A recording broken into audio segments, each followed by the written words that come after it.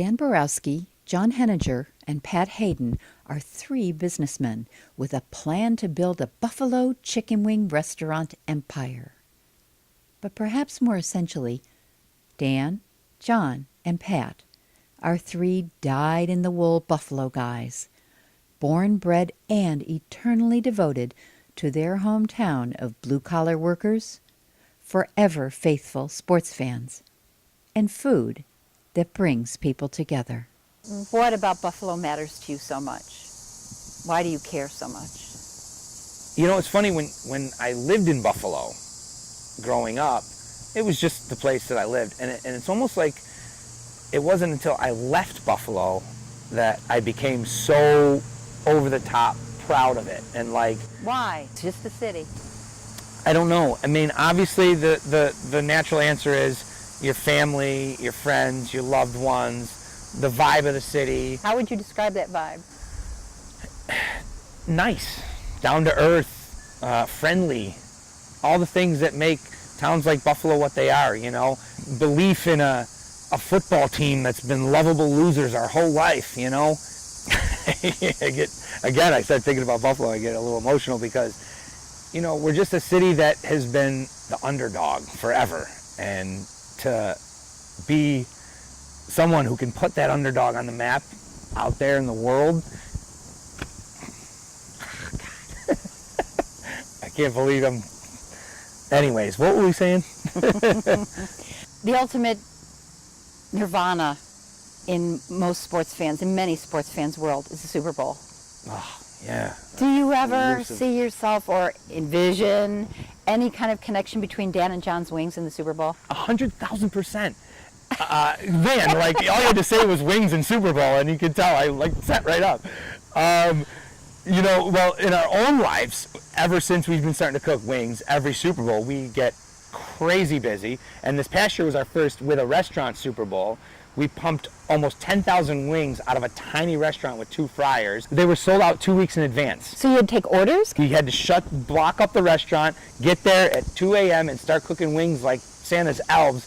And it was pick up on. They came all day and they picked up, and we put a table out front and we just sent out wings all day with like this factory that we had set up of wings out into the world. And before that, when we just had a tent, we would always set up a tent at a bar and do a big Super Bowl thing.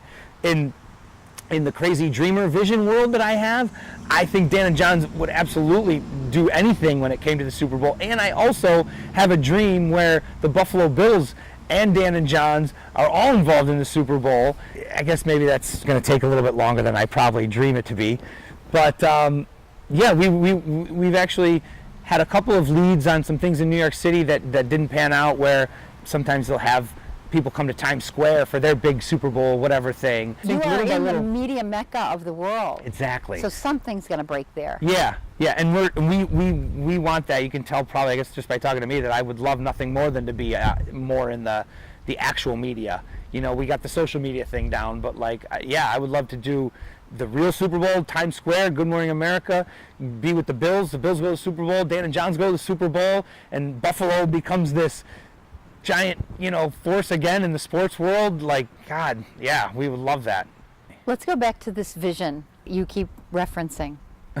Is it something that you dream at night when you're asleep? Is it something you see when you're driving around? Like, how does that happen? What is it? I don't really know if they happen when I sleep, but they always happen when I'm awake. And it's usually in the first part of my day where I'm kind of, well, I mean, when you start to have children, you really only get so much alone time, and it ends up being, for me, in the shower or in the bathroom when I'm kind of just getting ready to start the whole day. And I don't know when it is for John.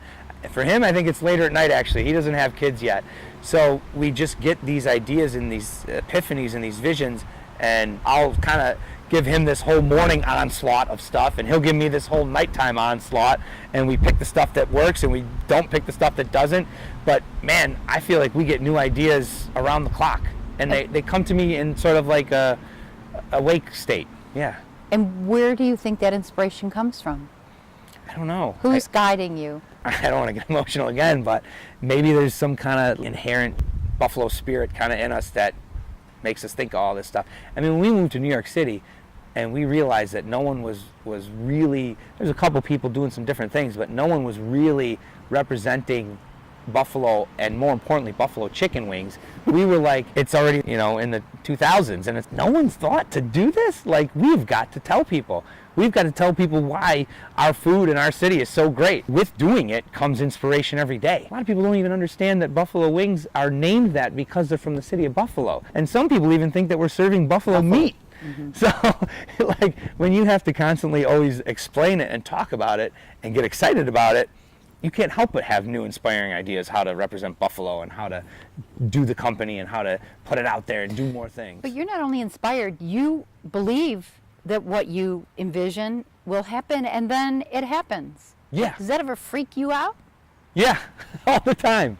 All the time. I remember, like, go back to just two guys sitting on a couch, I was like, we're going to have a giant tent, and we're going to be slinging around wings, and people are going to be coming around and playing games and watching stuff.